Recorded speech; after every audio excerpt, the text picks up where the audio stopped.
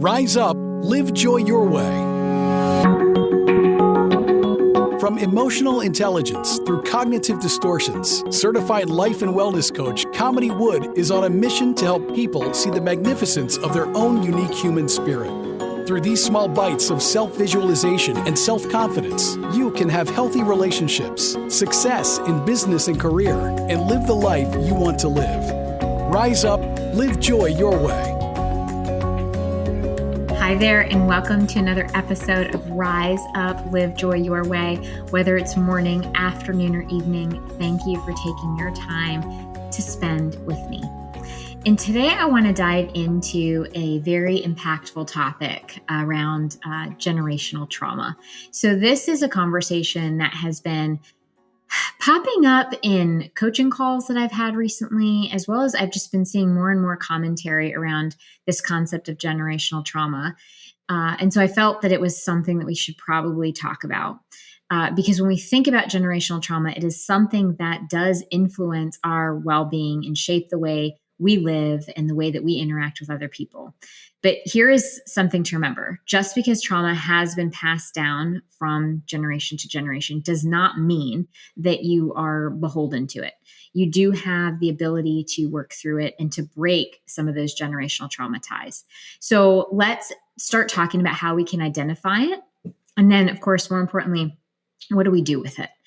So the basics. What even is generational trauma? Let's start there. Sometimes it's called intergenerational trauma. Sometimes it's called transgenerational trauma. But really what we're talking about is the emotional, psychological, and physical wounds that we experience as patterns from families, sometimes even cultures, and it's carried over time. So if you think about how grandparents' experiences maybe with war have a systematic oppression or poverty, and then it might shape how they raise their children. And there might be a sense of scarcity or fear of scarcity. And so then their children grow up with that, and then eventually they're transferring that to their children and so on and so forth. So it's not always obvious. Generational trauma can definitely create difficulty in forming healthy relationships. It can create struggles with your own self-worth and identity, and it can show up physically in some people, as some studies have shown that it can alter genes, it can affect how stress is processed. But one of the more challenging things about generational trauma is that it's often invisible. And so we don't always recognize the patterns as they've been part of the normal or how we've been conditioned. So a question that you can ask yourself are, what stories or beliefs have been passed down in your family that might be limiting or harmful? Generational trauma is one thing, but how do you actually work through it and how do you heal through it? So when we're talking about healing generational trauma, it's not about blaming our parents or grandparents. This is not about blame or shame. It's about understanding of their stories, understanding of how those stories shaped them and then shaped us. And it is about compassion for both them and ourselves. So we begin to identify the recurring themes in the family. So for example, is there a pattern of suppressing emotions? Is there a pattern around fear of money or instability or a tendency towards perfectionism?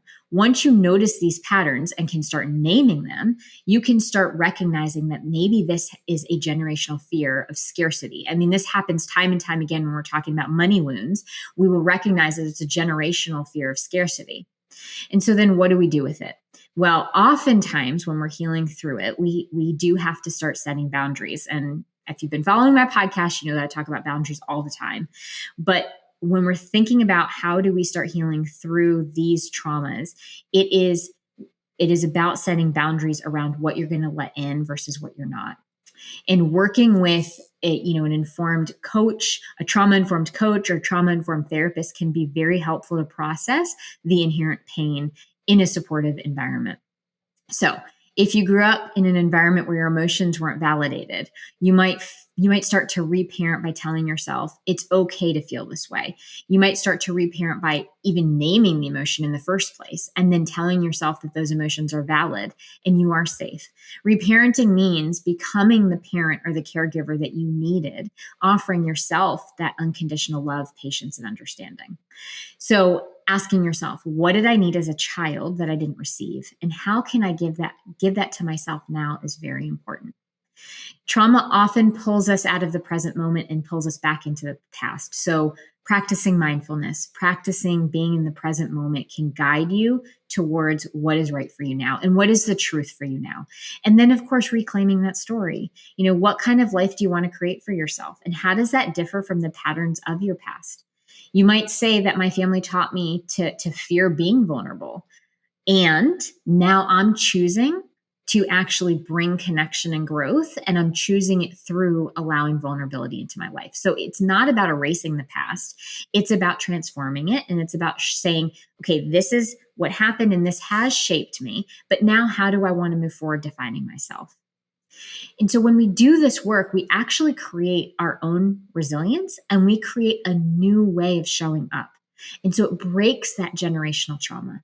It allows you to break that cycle, because then you start showing up differently and you start showing and demonstrating for the next generation that they don't have to repeat those same patterns. Children don't know anything other than what we show them. So if we show them what it looks like to process emotions, or we show them what it looks like to recognize fears and to work through them, they will take that in and they will show up differently as they grow up. So it is also about, in terms of breaking the cycle, it is about talking about it. It's about giving it dialogue and to not just be in a silo and keep it quiet into yourself. It's about sharing it with others and to celebrate that progress as you're making it. If you'd like to talk about generational trauma and how you heal, I've done extensive training in trauma-informed and trauma-sensitive coaching. So I'm absolutely open to having a conversation with you, which you can book anytime at coachwithkamini.com. And until next time, stay well.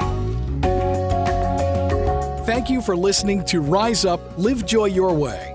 For more information, book a chat with Kamini at www.chatwithkamini.com or visit her website at www.kaminiwood.com. You can also find Kamini on Facebook or Instagram. Username It's Authentic Me. Thank you for listening.